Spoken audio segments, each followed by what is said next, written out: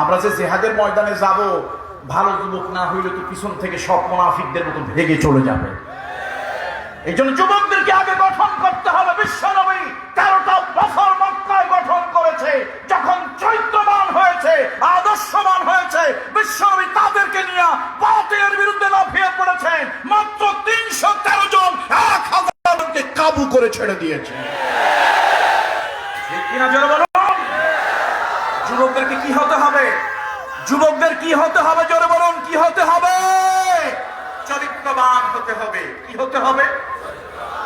ওই যে ইংরেজিতে একটা কথা আছে না, when your character কি মানি, when your money is lost, your something is lost. কেউ কয় nothing is lost.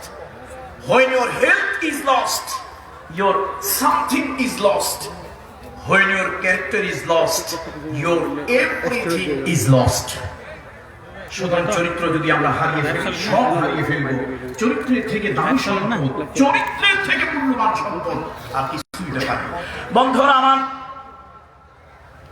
মিশরের যত ধনাঢ্য সুন্দরী নারী, মিশরের যত এলিট শ্রেণীর নারী আছে, সব নারীরা ইউসুফ আলাইহিস সালামকে দেখে অবাক হয়ে গেল। বলল, মা হাদা বাশারান, এই লোকটা তো কোনো মানুষ নয়, এমন সুন্দর চেহারা কোন লোক মানুষ হতে পারে না। মালাকুল কারীম, নিশ্চয় কোন সম্মানী ফেরেশতা হবে। হযরত ইউসুফ আলাইহিস সালাম জুলাইখার ট্যাপে পড়ে গেলেন, ষড়যন্ত্রে পড়ে গেলেন। সে এক লম্বা চূড়া কথা। ওই ষড়যন্ত্রের কারণে তিনি জেলখানার মধ্যে গেলেন। জেলের মধ্যে দুইজন যুবক স্বপ্ন দেখলো। স্বপ্ন দেখে মনটা উতাল পাতাল করতে লাগলো। কি স্বপ্ন দেখলাম? আরেকজন বলল, নিশ্চয়ই স্বপ্নের মধ্যে কিছু ব্যাখ্যা, তাবিল, বিশ্লেষণ আছে। চলো আমরা ভালো একজন মানুষ খুঁজি, যেই মানুষটার কাছে স্বপ্নের কথা বলতে পারবো। আমি বলি না, আল্লাহর কোরআন সাক্ষী। আল্লাহর কোরআন বলে, ওরা অনেক খোঁজাখুঁজি করলো। জেলখানার মধ্যে একজন ভালো মানুষ তারা পেল। সেই লোকটাকে গিয়ে বলল, ইন্না নারাকা মিনাল মুহসিনিন। আল্লাহু আকবার। কোরআন সাক্ষী দিচ্ছে, কোরআন বলছে এত মানুষ জেলের ভিতরে, চোর, ডাকাত, আসামি, তারপরে কয়েদি, বিভিন্ন ধরনের মানুষ। দুইজন যুবক খুঁজে খুঁজে খুঁটে খুঁটে একজনের কাছে গিয়েছে, বলছে, ইন্না নারাকা মিনাল মুহসিনিন। এই যুবক, তুমি ইউসুফ, আমরা এই জেলের মধ্যে যত মানুষ আছে সব থেকে তোমাকে আমরা আলাদা দেখতে পাচ্ছি। তোমার চাল, তোমার চলন, তোমার কথা, তোমার বার্তা, তোমার আচার, তোমার আচরণ অন্যের তুলনায় সম্পূর্ণ ব্যতিক্রম ধর্মী। ইন্না নারাকা মিনাল মুহসিনিন, আমরা তোমাকে একজন সজ্জন, একজন ভালো মানুষ, একজন সৎকর্ম পরায়ণ মানুষ, একজন সৎ চরিত্রবান মানুষ হিসেবে পাচ্ছি। তুমি আমাদের এই কাজটা একটু করে দাও। আমরা একটু স্বপ্নে দেখেছিলাম মানসিক যন্ত্রণায় আছি। কি স্বপ্নে দেখলাম? আমি দেখতে পাচ্ছিলাম স্বপ্নের মধ্যে আঙ্গুর চিপড়াইয়া জুস করতেছি, রস বানাচ্ছি। আর আরেকজন বললো, আমি স্বপ্নে দেখতেছিলাম মাথার মধ্যে খাবার নিয়ে, রুটি নিয়ে যাচ্ছি, আর সেখান থেকে কাক বা চিলে খুঁড়ে খুঁড়ে রুটি খাচ্ছে। কিন্তু স্বপ্ন তো হাজার হাজার স্বপ্ন দেখলাম, কোনো স্বপ্ন হৃদয়ের মধ্যে দাগ কাটলো না। এই দুটা স্বপ্ন আমাদের দিলকে কুড়ে কুড়ে খাচ্ছে। আমার কাছে মনে হচ্ছে, এই যুবক, আমাদের কাছে মনে হচ্ছে তোমার চাল চলন ওঠা বসা দেখে, যুবক, তুমি অন্য যুবকের মতো নও। আমাদের এই স্বপ্নের সঠিক ব্যাখ্যা তুমি বলে দিতে পারবে। বন্ধুরা, হযরত ইউসুফ আলাইহিস সালাম তার যুব বয়সে তিনি আকৃষ্ট করেছিলেন সকলকে। ও যুবকেরা, আজকে আমার সামনে হাজার হাজার যুবক আমি দেখতে পাচ্ছি, মুরব্বীরাও আছেন। তবে যেন আজকের এই জনতার সমুদ্রে যুবকদেরই জয় জয়কার। কথা ঠিক কিনা বলেন? সুতরাং এই যুবকগুলি যদি ভালো হয়, চরিত্রবান হয়, বাবা না ইয়াবা, কি যেন একটা আছে না, ইয়াবা, এটা কি বুড়া মানুষে বেশি খায় না যুবকরা বেশি খায়? কারা খায়? কথা বল না কেন? এই যুবকরা যদি এগুলো বাদ দেয় খাওয়া, সমাজ ভালো হবে না খারাপ হবে? এই মাদকের কারণে, এই মাদকের নেশায় অ্যাডিক্টেড হয়ে, নেশাগ্রস্ত হয়ে, ওই তার পিতা মাহফুজুর রহমান সাহেব পুলিশের একজন ঊর্ধ্বতন কর্মকর্তা ছিলেন, পলিটিক্যাল উইং, যার দায়িত্বে ছিল সম্ভবত এসপি বা এসপির মর্যাদা। এমন একজন ব্যক্তিকে তার নিজের সন্তান মাদকাসক্ত হয়ে, ড্রাগ এডিক্টেড হয়ে পিতা মাতাকে কি নির্মম ভাবে হত্যা করলো। আমাদের সমাজে কত হত্যা হয়েছে, পিতা সন্তান তার মাকে হত্যা করেছে, বাবাকে হত্যা করেছে, ভাইকে হত্যা করেছে, শুধুই মাদকাসক্ত হয়ে।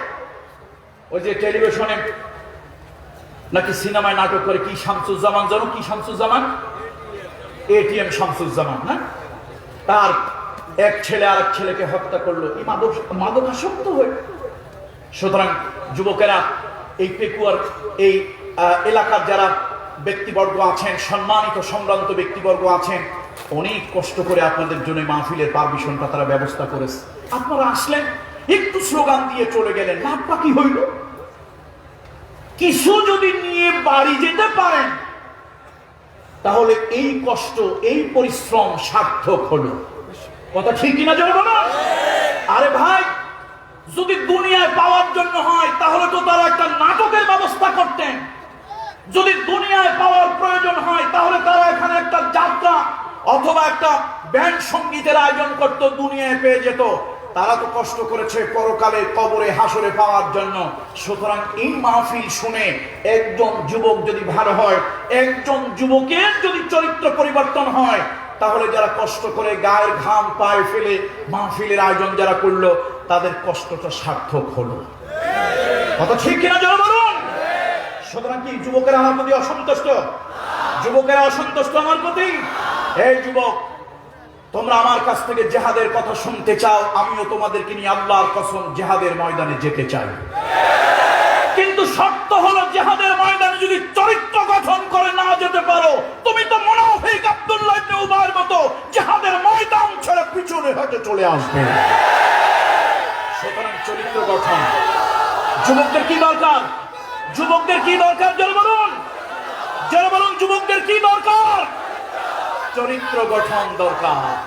চরিত্র চরিত্র সম্মানিত উপস্থিতি, যুবকেরা উত্তম চরিত্রবান হবে, যুবকেরা ভালো চরিত্রবান হবে, মাহফিল সার্থক হবে। চরিত্রের সাথে একটু নামাজ ছাড়া কি চরিত্র হয়? তো হুজুর লোকটা খুব ভালো, আমি সব ভালো কাজ করি, যা একটু নামাজটা পড়ি না। লোকটা আমি খুব ভালো, যা একটু কি নামাজটা পড়ি না। আচ্ছা বলেন তো, নামাজ না পড়লে কি ভালো হতে পারে? নামাজ নাই যার ঈমান নাই। সুতরাং যুবকেরা, ভালো হওয়ার জন্য নামাজ পড়তে হবে, আল্লাহকে হাজির নাজির জেনে। আল্লাহ তাআলা আমাকে দেখছেন, আনতা আবুদাল্লাহা কাআন্নাকা তারাহু ফাইন লাম তাকুন তারাহু ফাইন্নাহু ইয়ারাক। তুমি আল্লাহকে হাজির জেনে, আল্লাহ আমাকে দেখছে, এই অনুভূতি জাগ্রত করে তুমি আল্লাহকে যেন দেখছো তোমার হৃদয়ের চক্ষু দিয়ে। হৃদয়ের চক্ষু দিয়ে তুমি আল্লাহকে দেখছো, এই অনুভূতি জাগ্রত করে তোমাকে নামাজি হতে হবে। তুমি যদি নামাজি হতে পারো, ইন্নাস সালাতা তানহা আনিল ফাহশাই ওয়াল মুনকার, ইন্নাস সালাতা তানহা আনিল ফাহশাই ওয়াল মুনকার। এই যুবক, তুমি যদি 5 ওয়াক্ত সালাত আদায় করো, সালাতে অভ্যস্ত হও, মসজিদে গিয়ে যদি সালাত আদায় করতে পারো, তাহলে আল্লাহ তাআলা তোমার চরিত্রের খারাপ যত দিক আছে আল্লাহ তাআলা পরিবর্তন করে ভালো দিক দিয়ে দেবে। সুতরাং আমরা নামাজি হব না হব না? নামাজ সালাত আদায় করব না করব না? অবশ্যই সালাত আদায় করব। বন্ধুরা আমার, ইব্রাহিম আলাইহিস সালাম, তার কথা আমরা বলি, ছোট্ট মানুষ বললাম, এখনো টিন এইজার। ইব্রাহিম আলাইহিস সালাম, তিনি, তার জাতির লোকজন এসে বলল, ইব্রাহিম চলো আজকে আমাদের উৎসব হবে, সার্বজনীন উৎসব, সে উৎসবে আমরা যাব। ইব্রাহিম আলাইহিস সালাম ফানাযারা নাযরাতান ফিন নুজুম ফাকালা ইন্নী সাকীম। ইব্রাহিম আলাইহিস সালাম আকাশের দিকে তাকালেন। তিনি তাকায়া বললেন, আমি অসুস্থ, যাব না। সকলে উৎসবে চলে গেল, ইব্রাহিম আলাইহিস সালাম একজন যুবক মানুষ গেল না। কারণ কি? ও যুবক, তোমার সামনে আরেকজন অন্যায় করবে, অপরাধ করবে, তুমি করবে না। দুনিয়ার সবাই করুক, তুমি করবে না। ইব্রাহিম আলাইহিস সালামের জাতির সকলে উৎসবে গিয়েছিল, গান গেয়েছিল, আনন্দ করেছিল, মদ পান করেছিল, বিভিন্ন ধরনের ফুর্তি নাজায়েজ অনেক কিছু করেছিল। ইব্রাহিম আলাইহিস সালাম যান না, গোটা জাতি যে গেল তিনি গেলেন না, একদিকে রইলেন। তার কারণ হলো ইব্রাহিম আলাইহিস সালামের মধ্যে আদর্শ ছিল পরকালীন জীবনের চিন্তা চেতনার আদর্শ। তিনি বললেন আমি যাব না, আমি অসুস্থ। ইব্রাহিম আলাইহিস সালাম সুস্থ মানুষ, নিজেকে অসুস্থ বললেন। আমাদের কাছে মনে হচ্ছে তিনি অসত্য কথা বললেন, অথচ আল্লাহ তাআলা তার ব্যাপারে বললেন ইন্নাহু কানা সিদ্দীকান নাবিয়্যা। আমি আল্লাহ তাআলা সাক্ষ্য প্রদান করছি, আমার ইব্রাহিম খলিল সত্যবাদী নবী। আমার ইব্রাহিম সুস্থ অবস্থায়, তিনি বললেন অসুস্থ। তোমাদের কাছে মনে হতে পারে আমার খলিলুল্লাহ অসত্য কথা বলেছেন, আমার খলিলুল্লাহ সঠিক কথা বলেননি মনে হতে পারে। আমি আরশের মালিক সাক্ষ্য প্রদান করছি তিনি সত্যবাদী, সত্য কথা বলেছেন। নবীরা হলেন জাতির অভিভাবক, নবীরা হলেন জাতির অভিভাবক। ওরাসাতুল আম্বিয়া, আলেম ওলামারা হলো জাতির অভিভাবক। জাতি যদি শিরকের ভিতরে, বেদাতের ভিতরে, কুফরের ভিতরে যদি নিমজ্জিত হয়ে যায়, ওই জাতির অভিভাবক পয়গম্বর, ওই জাতির অভিভাবক আলেম ওলামা কখনো মানসিকভাবে সুস্থ থাকতে পারেন না। কথা ঠিক কিনা জোরে বলুন? যে সমাজে শিরক চলবে, বেদাত চলবে, আর ওই সমাজের আলেমরা যদি নাকের ভিতরে তেল দিয়ে ঘুমায়, বুঝতে হবে মানসিকভাবে আলেমরা অসুস্থ। পাগলের মাথা খারাপ হয়েছে। এই জন্য সমাজ নিয়ে যুবকরা চিন্তা করবে, সমাজ নিয়ে কারা চলবে, চিন্তা না, আগুন লাগার চিন্তা না, ভাঙচুরের চিন্তা না, সমাজ গঠনের চিন্তা। কি বলুন, কোন চিন্তা? বলুন কোন চিন্তা? সমাজ গঠনের চিন্তা। ইব্রাহিম আলাইহিস সালাম তিনি যে ঘটনা ঘটিয়েছিলেন, নমরুদ যখন দেবালয় উপাসনালয় এসে যখন দেখলো, নমরুদ প্রথম এসে ইনভেস্টিগেশন করলো, এই দেবালয় যত দামি দামি অর্নামেন্টস, এই দেবালয় যত দামি দামি অলংকার আছে, সেগুলি গেল কই? দেখলো একটা অলংকার তাদের দেবালয়, সব মানুষ উৎসবে গিয়েছিল, দেবালয় উপাসনালয় খালি ছিল। আজকে আমাদের মসজিদের ভিতরে একটা সেরা স্যান্ডেল থাকে না, তাও লোকেরা চুরি করে নিয়ে যায়। আর দেবালয়ের ভিতরে হাজারো অর্নামেন্টস কেউ ধরলো না। নমরুদের মাথার মধ্যে ঢুকলো, এই দেবালয় উপাসনালয় যে লোকটা ঢুকেছিল সে কোনো চোর ডাকাত নয়। আপনারা কি শুনতে পাচ্ছেন আমার কথা? কিভাবে ভাবলো, কিভাবে চোর ডাকাত নয়? নমরুদ তার চিন্তা দিয়ে সে এইটা ভাবলো, বা তার জেহেন দিয়ে, তার দিমাগ দিয়ে এই ভাবনা চিন্তা তার মধ্যে আসলো যে এর মধ্যে আমরা সবাই উৎসবে, জাতির সব লোকজন উৎসবে মেলায় চলে গিয়েছে, যেই লোকটা ঢুকেছে দেবালয়ে উপাসনালয়ে, সে যদি চোর ডাকাত হতো, তাহলে এই সুযোগে, এই গোল্ডেন চান্স, এই অপরচুনিটি পেয়ে সে সব অলংকার, দামি অলংকার চুরি করে বস্তায় ভরে নিয়ে যেত। একটা খোয়া যায় না, একটাও নেয় না। এবার নমরুদের চোখ পড়লো খাবার দিকে। দেবতার সামনে যে প্রসাদ দেওয়া হয়েছে, অর্ঘ্য নিবেদন করা হয়েছে, ফল ফলাদি দেওয়া হয়েছে, কি দামি দামি সুন্দর সুন্দর খাবার। ইব্রাহিম আলাইহিস সালাম ঢুকে বলেছিল আলা তাকুলুন, তোমরা খাচ্ছ না কেন? মা লাকুম লা তানতিকুন, আরে কথা বলছো না কেন? নমরুদ ভিতরে ঢুকে চিন্তা করলো, এত সুন্দর সুন্দর কি লোভনীয় প্রসাদ আছে ভিতরে, কেউ কোনো প্রসাদ খায় না। তাহলে বোঝা গেল চোর ডাকাত দেবালয় ঢোকে না। কথা কি কানের মাথার মধ্যে, মগজের মধ্যে ঢোকে না? ঢোকে না? কথা বলেন না কেন, ঢোকে কিনা? চিন্তা করলো, যদি কোনো চোর ডাকাত দেবালয় ঢুকে থাকতো, তাহলে একটা দামি অলংকার থাকতো না, সব বস্তায় ভরে নিয়ে চলে যেত।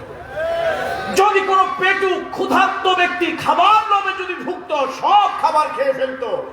সে খাবারও খায় নাই, অর্নামেন্টসও চুরি করে নেয় নাই।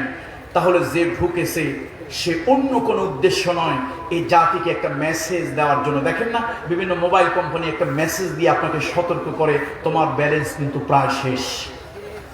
কি কথা ঠিক কিনা ধরে বলেন? এখন নমরুদ বুঝতে পারলো যে আমার দিন শেষ, এরকম একটা মেসেজ নিয়ে কেউ ঢোকছে ভিতরে। এখন এই বুদ্ধিশুদ্ধি না হইলে চুরি ডাকাতি শেষরামি করা যায়? কথা কয় না, যায়। এক বাপের দুই ছেলে, বাড়িতে রাখছে লজিং মাস্টার। পেকুয়ালারা কি বলে আমি জানি না, লজিং মাস্টার বলে নাকি? হ্যাঁ, ওই যে মাস্টার রোজিন থেকে বাড়িতে থেকে খাওয়া দাওয়া করে পড়াশোনা করে, বাড়িতে রাখছে রোজিন মাস্টার, এত গবেট মূর্খ, এগুলো পড়াশোনা করে না। শেষে বাড়ি এলাকায় দেখো, এই মাস্টার শোনো, আমার ছেলেরা যদি পাস না করে মাস্টার, তাহলে কিন্তু তোমার খাদ্য খাবার সব আমি আদায় করে ছাড়বো। এই ছেলেদেরকে পাস তোমার করাইতেই হবে। বেচারা বড় দুশ্চিন্তায় পড়ে গেল, করি কি করি কি। শেষে চিন্তা করলো, দেখ কোনোভাবে যদি একটু জানলা টান্না দিয়ে একটু নকল দিতে পারি, একটু যদি লেখলো কোনো মতে 33 পাইলে টেনে টুনে পাস। শেষে ছেলে কয়জন? আরে কয় না, ছেলে কয়জন? রহিম আর করিম, আব্দুর রহিম আব্দুল করিম। তো বেচারা, ও চাচা মাশাআল্লাহ আমার পাশে, বেচারা কি করছে, নকল দিছে, দিয়ে লিখে দিয়েছে, তুমি লেখিয়া করিমকে দিবি। কি লেখছে কত? মানে তুমি এটা লেখবা, নকলটা লেখবা গোপনে, সাবধানে লেখবা, লিখিয়া কারে দিবা? করিমকে দিবা। ও যে গাধার গাধা, এমন গবের গাধা, ওর নকল ঠিকই লাগছে, লিখে আবার খাতার মধ্যে লিখে দিছে, তুমি লেখিয়া করিমকে দিই। আচ্ছা বলেন তো, এক্সামিনার কিছু বুঝছে না বোঝে না? বুঝছেন? এই যে কোন জাতের আব্দুল করিম, কোন জাতের আব্দুর রহিম, বুঝছে না বোঝে নাই? সুতরাং 2 নম্বরই 6 নম্বরই করতে হইলে একটু বুদ্ধি টুদ্ধি লাগে। একেবারে বুদ্ধি ছাড়া কিছু হয় না। এখন নমরুদ চিন্তা করলো, বুদ্ধি টুদ্ধি তো মাথায় কিছু আসে না, নাই। নমরুদের মাথার মধ্যে খালি ঘুরতে লাগলো, চোর ডাকাত ঢুকলে অর্নামেন্টস নিত, খাবারের লোভে ঢুকলে খাবার খেত না, অর্নামেন্টস দামি কোনো অলংকার খোয়া গেল, হারা গেল না, কোনো খাদ্য খাবার খেয়ে ফেললো। তাহলে যে লোকটা ঢুকছে অন্য কোনো উদ্দেশ্য না, একটা ছোট্ট মেসেজ দিয়ে গেল, তোমাদের দিন শেষ, তোমাদের দিন শেষ। এখন নমরুদের মাথার মধ্যে খালি ঘোরে, বুড়া মানুষ কখনো এই সমাজ পরিবর্তনের চিন্তা করে না, যা করে যুবকেরা করে। সমাজ নিয়ে চিন্তা কি বুড়া মানুষে করে না, যুবকেরা করে? আরে বুড়া তো নিজের জান নিয়েই টানাটানি। এক বুড়া গিয়ে কয়, রাসূলুল্লাহ সাল্লাল্লাহু আলাইহি ওয়াসাল্লাম হাদিস, রাসূলুল্লাহ সাল্লাল্লাহু আলাইহি ওয়াসাল্লামের কাছে গিয়ে বলছি, ইয়া রাসূলুল্লাহ, ইয়া হাবিবাল্লাহ, হুজুর আমার জন্য কি দোয়া করেন, আমি যেন বেহেশতে যাই। আল্লাহ নবী বলে, ধর বুড়া মানুষ তো বেহেশতেই যাবে। লোকটা খালি হাসবেন না, বাস্তব কথা। লোকটা কি দিয়ে অস্থির হয়ে গেল। শেষে রাসূল মুস্কি হেসে বললেন, আরে শোনো, তুমি জান্নাতে যাবে, তবে বুড়ো হয়ে নয়, কি হয়ে? নওজোয়ান, যুবক হয়ে। বুড়ো মানুষ যদি বেহেশতে যায়, তার মুশকিল প্রস্রাবের জায়গায় পায়খানা করে ফেলবে, পায়খানার জায়গায় প্রস্রাব করে ফেলবে।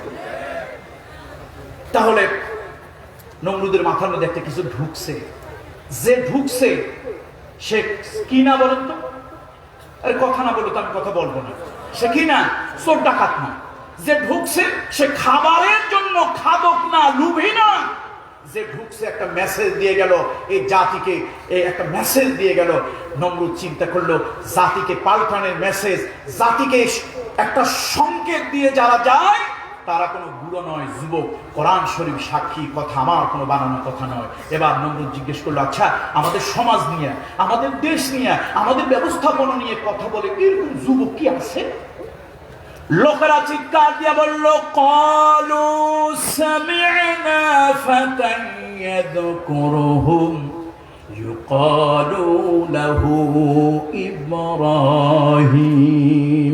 হে আমাদের সম্রাট, হে আমাদের খোদা সঠিক বলেছেন। এই দেশের মধ্যে একজন যুবক আছে, সব যুবক যখন গান গায়, নাচে গায়, সেই যুবক তখন নাচ গান থেকে বিরত থাকে। সব যুবকেরা যখন সূর্যের সামনে মাথা নত করে, দেবতার সামনে মাথা নত করে, মূর্তির সামনে মাথা নত করে, বিভিন্ন বড় বড় শক্তির কাছে মাথা নত করে, একজন যুবক আছে আরশের মালিক আল্লাহ ছাড়া কারো কাছে মাথা নত করে না, কারো কাছে মাথা নোয় না। ওই যুবকের নাম হলো ইব্রাহিম। তাহলে নমরুদের কথা কোরআনের কথায় মিল আছে না নাই? বুড়ার নাম ইব্রাহিম না যুবকের নাম ইব্রাহিম? যুবকের নাম ইব্রাহিম। তাহলে যুবকেরা, ও যুবকেরা, এত বড় বিশাল মাহফিল যারা আপনাদের জন্য আয়োজন করছে কষ্ট ক্লেশ করে, গোপন খবর তো রাখেন না। আল্লাহর বান্দারা স্থান পর্যন্ত দিয়ে নিজেরা রিস্ক নিয়ে আপনাদেরকে দিনের কথা শোনানোর ব্যবস্থা করেছে। সুতরাং একটা যুবক যদি এখান থেকে নামাজি হয়ে বাড়ি ফিরে যেতে পারে, এই কষ্টগুলি সার্থক হবে। হৃদয়ের মধ্যে শান্তি রাখবে, মরেও শান্তি পাবে। আল্লাহ, একটা লোককে নামাজি বানিয়েছি, তার সাদকায়ে জারিয়া তুমি কবরের মধ্যে আমাকে দাও। আসলেন, গেলেন, ঘুরলেন, ফিরলেন, খাইলেন, গল্প করলেন, যাওয়ার সময় দুইটা মোমবাতি ধরাইয়া টানতে টানতে গেলেন। বুঝছেন তো না বোঝেন না? তো মাহফিল পরিবর্তন আপনার কোনো আসলো না, হলো না। বেচারারা যে কষ্ট করে মাহফিলটা করলো, তাদের এই কষ্টটা কি সার্থক হবে না ব্যর্থ হবে? তাহলে আসুন যুবক, যুবক পাল্টাতে হবে। যুবক পাল্টাতে চায়, যুবক পাল্টাতে চায়। বন্ধুরা আমার, মুরব্বিরা আমার, ইব্রাহিম আলাইহিস সালাম একটি আদর্শের কথা বলেছেন। নমরুদ একদিকে, গোটা জাতি একদিকে, তার আব্বা আম্মা জন্মদাতা পিতামাতা একদিকে। ইব্রাহিম আলাইহিস সালাম কিন্তু ঘাবড়ান নাই, তিনি ভয় পান নাই। সত্যের উপরে অবিচল থাকো ও যুবক, সত্যের উপরে অবিচল থাকো। তোমার মালিকের প্রতি তুমি মালিকের গোলামি ইবাদত বন্দেগী করো। দুনিয়া একদিকে যাবে, তুমি একদিকে থাকবে, কোনো পরোয়া নাই, কোনো ভয় নাই। কথা ঠিক কিনা বলুন বন্ধুরা আমার? এই যুবকেরা দিনের জন্য অনেক কোরবানি করেছে। হযরত সাদ আল-সাদ রাদিয়াল্লাহু তাআলা একজন কালো মানুষ। এই সাদ আল-সাদের কথা অনেকবার আপনাদেরকে আমি শুনিয়েছি। একজন যুবক কালো মানুষ, কেউ তার কাছে মেয়ে বিবাহ দেয় না। বিশ্বনবী বলেছেন, বিবাহের দ্বারা ঈমান পরিপূর্ণ হয়। ও যুবকেরা, বিবাহ করবে, যাদের সামর্থ্য আছে বিবাহ করবে, কিন্তু খবরদার শ্বশুরের উপরে, শ্বশুর বাড়ির উপরে মোটর সাইকেল, পালসার সাইকেল দেওয়ার জন্য জোর জবরদস্তি করবে না। কথা ঠিক না জোর বলুন? অবশ্য কক্সবাজারের পেকুয়াতে যৌতুকের জন্য কোনো ঝামেলা ছেলেরা করে না। আপনারা ভালো করে নাকি? করে নাকি? শোনেন, ফতোয়া দিয়ে দিচ্ছি, শোনেন। মেয়ের বাপ যারা আছেন বলবেন, এটা কামরুল ইসলাম সাইদ আনসারীর ফতোয়া। যেই ছেলের বাপ এবং যেই ছেলে যৌতুক চাইবে, যৌতুক ছাড়া বিবাহ রাজি না, তাকে যৌতুক দেবেন, তবে সাথে একটা ঝাড়ু, একটা জুতা আর ভাঙা একটা থালা দিয়ে দেবেন। কি কি দিয়ে দেবেন বলেন তো? কথা কয় না। কি কি দিয়ে দিবেন? ভাঙা থালা কেন? ভাঙা থালা কেন বেটা? তুই এত ফকিরের সন্তান, একটা পালসার মোটর সাইকেলের জন্য মেয়ের বাপের গলার উপরে পাড়া দিয়ে জোর করে আদায় করতে চাস। 16 বছর, 18 বছর, 19-20 বছর যেই বাবা একটা মেয়েকে পালছে, বাবার কাছে মেয়ে হলো কলিজার টুকরা। দুনিয়ার সব থেকে সুন্দর লাগে বাবার চোখে নিজের কন্যাকে। কথা ঠিক কিনা বলেন? নিজের কন্যাটা যেমনই হোক, বাপের চোখে কন্যাকে মনে হয় যেন সব থেকে সুন্দরী। ও ছেলেরা, বিয়ে করতে যাও, তুমি ওই বাপের কান্না দেখো নাই, ওই মায়ের কান্না শোনো নাই। 16 বছর, 18 বছর হৃদয় দিয়ে লালন পালন করলো একটা মেয়েকে, আজকে তোমার হাতে সেই কলিজার টুকরা তাকে তুলে দিচ্ছে। আর তুমি এত বড় ছোট লোক যে একটা পালসার মোটর সাইকেলের জন্য ওই বাপের পকেট কাটতেছো। এই জন্য ভাঙা থালা দিতে বললাম কেন? পেকুয়ার চৌরাস্তা আসেনি? এই চৌরাস্তার মোড়ে ওই ছেলে আর ছেলের বাপ ওই ভাঙা বাসন নিয়ে বলবে, আল্লাহ দে মাওলা দে, আল্লাহ দে মাওলা দে। লোকেরা বলবে, ভাই কি চাও? বলে, একটা পালসার মোটরসাইকেল কিনবো ভাই, 2 টাকা আল্লাহ রাস্তায় ভিক্ষা দেন। তাহলে মেয়ের বাপেরও ঝামেলা হইল না, আর যৌতুকটাও হয়ে গেল। কি বলেন, সম্ভব না? মাসখানি করলে বোধহয় হয়ে যেতে পারে। কি বলেন, মাসখানি করলে মনে হয় হয়ে যেতে পারে। এই যুবকেরা, যৌতুক নিয়ে বিয়ে করবেন নাকি? যৌতুক নিয়ে বিয়ে করবেন? কারা করবেন না? হাত উঁচু করে দেখান। লিল্লাহে তাকবীর। আর বিবাহিত লোকেরা হাত তুললো কেন?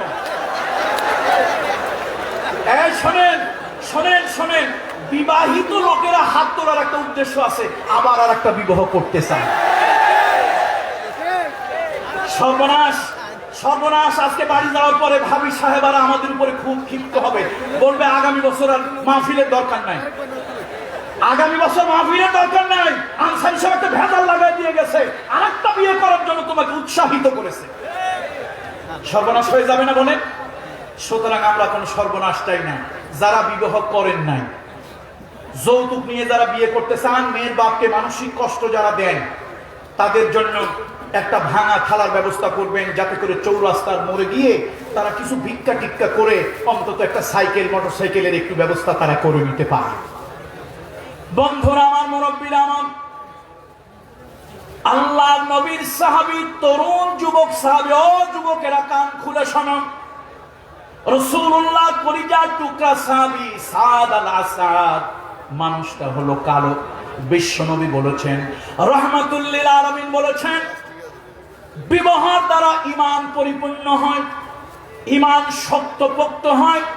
সাদ আল আসাদ চেষ্টা করলো, কোনোভাবে সাদ আল আসাদ বিবাহ করতে পারলো না, কেউ তাকে কন্যা দিল না।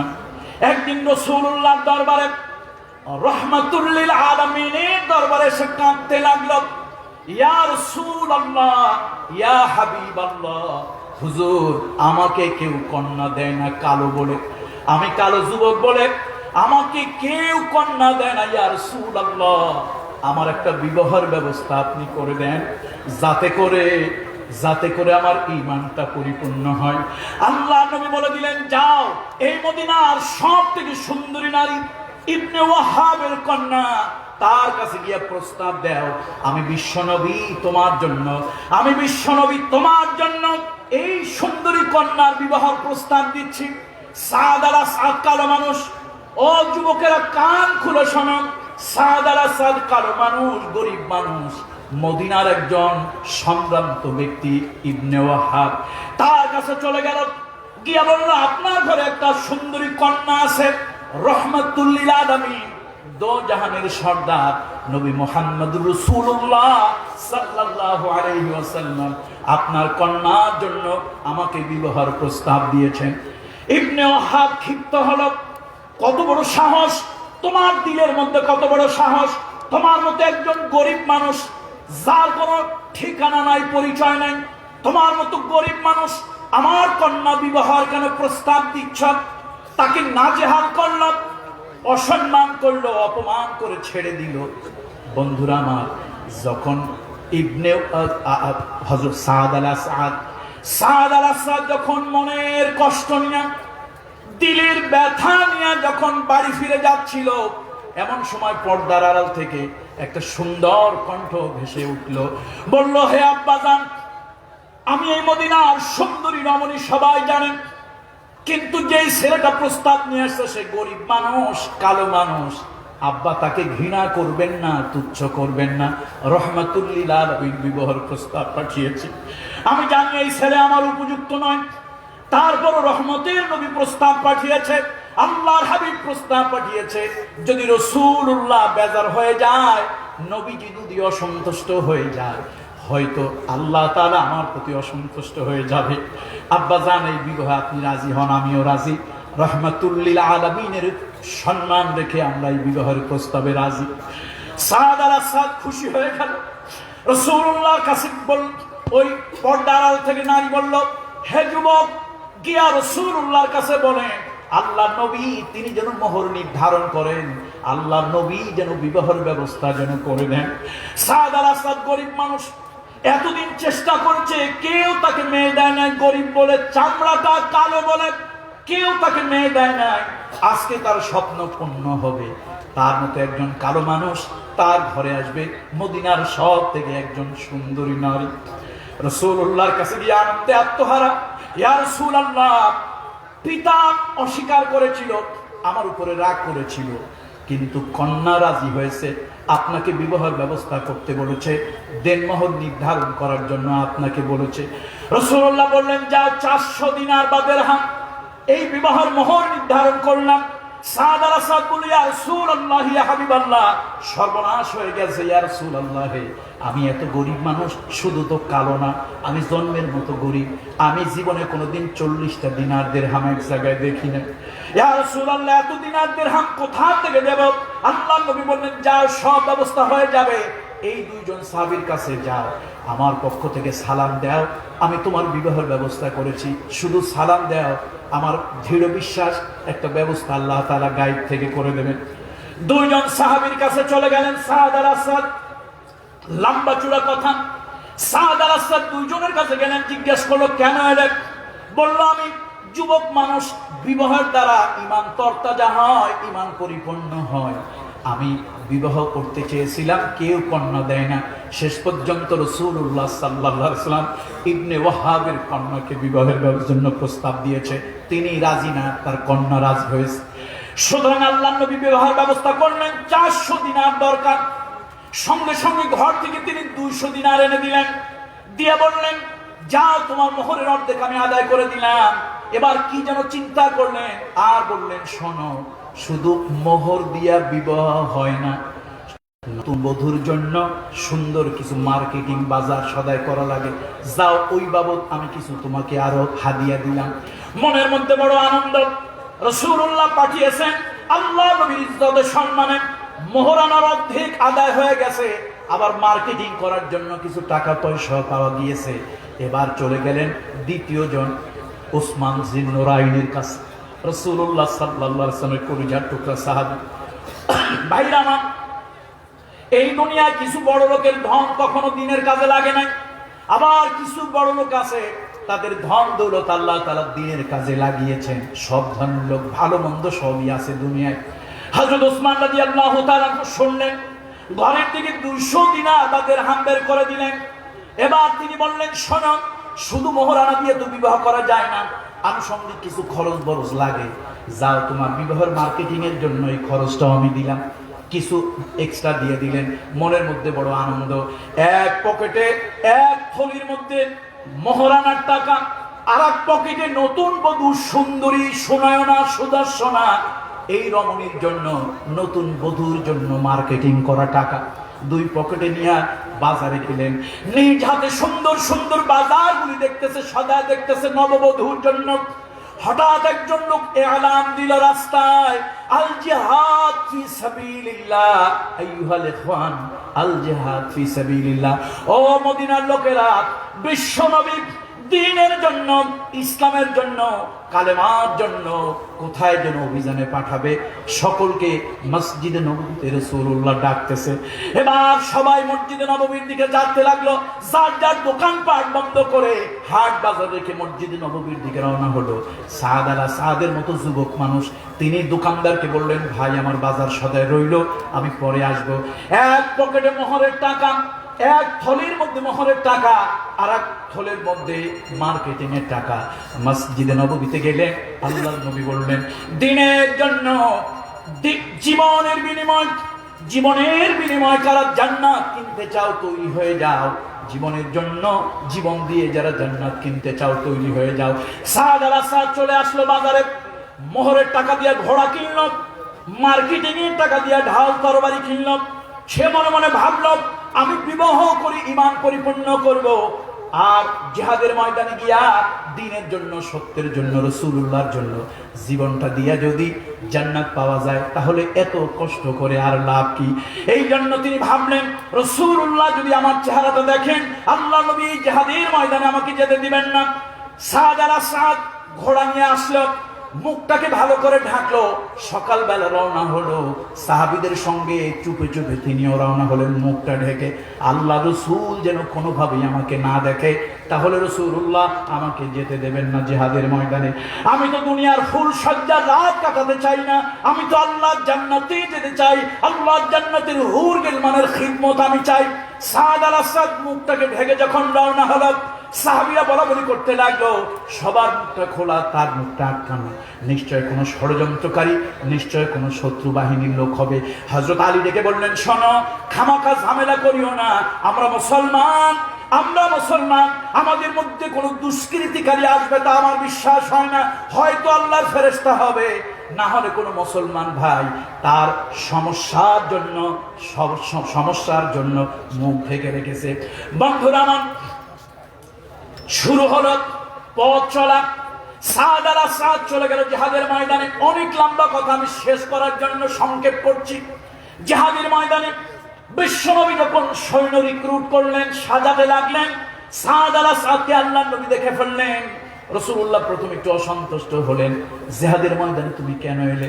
সাদ আলা সাদ, ও যুবক, ও যুবক, তোমার মতো একজন যুবক চোখের পানি ছেড়ে দিয়া বলল, ইয়া রাসূলুল্লাহ, আমি গরিব মানুষ, কালো মানুষ বলে কেউ আমাকে মেয়ে দেয় না। আপনি বলেছেন বিবাহের দ্বারা ঈমানটা পরিপূর্ণ হয়, শক্তপোক্ত হয়। ইয়া রাসূলুল্লাহ, এই ঈমান দিয়ে তো আমি আল্লাহর জান্নাতে যেতে চাই।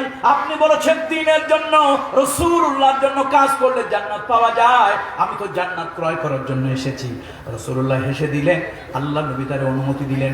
অনেক লম্বা কথা, জিহাদ হলো, জিহাদ হলো, তিনি শহীদ হয়ে গেলেন, বীর দর্পে জিহাদ করলেন। লম্বা চূড়া ঘটনা। বন্ধুরা আমার, জিহাদের পরে রাসূলুল্লাহ বিজয় যখন হয়ে গেল, আল্লাহ নবী বললেন, কারা কারা জিহাদ শাহাদাত বরণ করেছে ওদেরকে আলাদা করো, কারা কারা আহত হয়েছে আলাদা করো। দেখা গেল সাদ আলা সাদ, ওই যুবক দ্বীনের জন্য প্রাণপণ লড়ে শাহাদাতের পেয়ালা পান করেছে।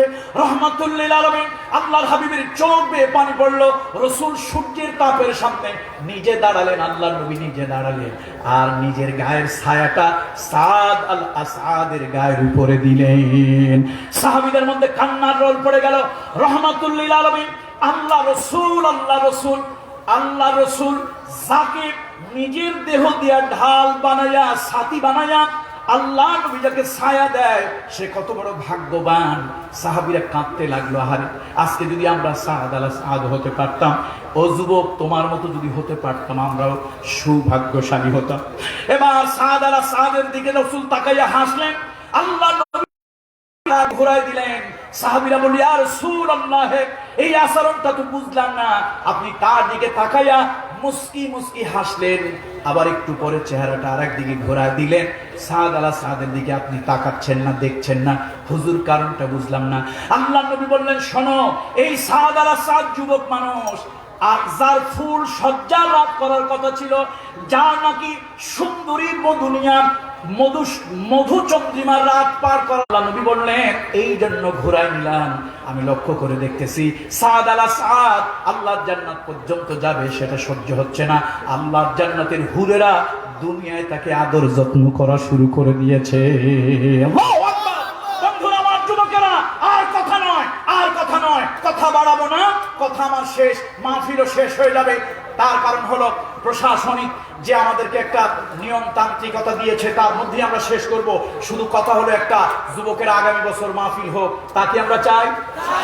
তাহলে সুশৃঙ্খল ভাবে বাড়ি যাব, আমল নিয়ে বাড়ি যাব, নিজেদের চরিত্র গঠন করব, মাদকের সাথে নিজেকে জড়াবো না, মাদকের সাথে জড়াবো না, সন্ত্রাসবাদ জঙ্গিবাদের সাথে জড়াবো না, অনৈতিক কোনো কাজের ভিতরে জড়াবো না, ইফটিজিং এর সাথে জড়াবো না, সত্যের পক্ষে থাকবো, হকের পক্ষে থাকবো, দ্বীনের পক্ষে থাকবো, দাঈল আল্লাহর ভূমিকা পালন করব। আপনারা যেভাবে ওঠা শুরু করছেন, আমার মনে হয় সবার মধ্যে খুব ভয়। জি জি জি জি, শোনেন, শেষ ভালো যার, সব ভালো তার। আলহামদুলিল্লাহ, আপনারা ভালোভাবে বাড়ি যাবেন। আপনারা কি খুশি না? তাহলে একটু বসুন, বসুন, এখনই শেষ হয়ে যাবে। বিভিন্ন জায়গায় মাহফিলের ড্রাম আছে, ভলান্টিয়ারেরা আছে, আপনারা কিছু সহযোগিতা করে যাবেন। এখন মাহফিলের সমাপ্তি ঘোষণা করা হবে, মুখতাসার একটু মোনাজাত, মুখতাসার একটু দোয়া হবে। এই যারা কষ্ট ক্লেশ করেছেন তাদের জন্য সবাই বসে পড়ুন, প্লিজ। আমি দেখতে চাই আমার দ্বীনের জন্য আমাকে কারা কারা ভালোবাসে, আমি দেখতে চাই। দ্বীনের জন্য কারা আমাকে ভালোবাসে, আমি দেখতে চাই। সুমুখ দিয়ে লাফালে আর স্লোগান দিলে চলবে না। সবাই বসুন, বসুন, আমার হুকুম পালন করতে চান, চেষ্টা করুন দ্বীনের জন্য, দ্বীনের স্বার্থে। বসুন, সবাই বসে পড়ুন। আমরা সবাই জিকিরের হালাতে যার যার বাড়ি ফিরে যাব। আলহামদুলিল্লাহ, অত্যন্ত শান্তিপূর্ণ ভাবে আজকের মাহফিল আল্লাহ তাআলা আমাদেরকে তৌফিক দিয়েছেন। মালিকের দরবারে শুকরিয়া আদায় করি, পড়ি আলহামদুলিল্লাহ। এবার মাল্লাম ইয়াশকুরিল্লাহ সালাম ইয়াশকুরিল্লাহ, যারা কষ্ট করেছেন, গায়ের ঘাম ঝরিয়ে মাহফিলটা আপনাদের সামনে বাস্তবায়ন করে দিয়েছেন, এবার আল্লাহর কাছে তাদের জন্য দোয়া করি, আল্লাহ কোরআনের জন্য তাদের সকলকে কবুল করুন। এর বিনিময়ে আল্লাহ তাআলা দুনিয়া এবং আখিরাতে তাদের উত্তম জাযা দান করুন। বসুন, এখন মাহফিলের সমাপ্তি ঘোষণা করবে মোনাজাতের মাধ্যমে, খুব মুক্তাসার মোনাজাত করব, তারপরে সবাই চলে যাবে। বসুন। সম্মানিত তৌহিদি জনতা, আমি আমার সংক্ষিপ্ত কথার শুরুতে মহান রবের দরবারে শুকরিয়া আদায় করছি যে আল্লাহ পাক রব্বুল আলামিন আমাদেরকে এত সুন্দর একটি মাহফিল করার জন্য সুযোগ করে দিয়েছেন। আমরা সকলেই বলি আলহামদুলিল্লাহ। আপনারা কষ্ট করে এসেছেন, আপনারা অনেক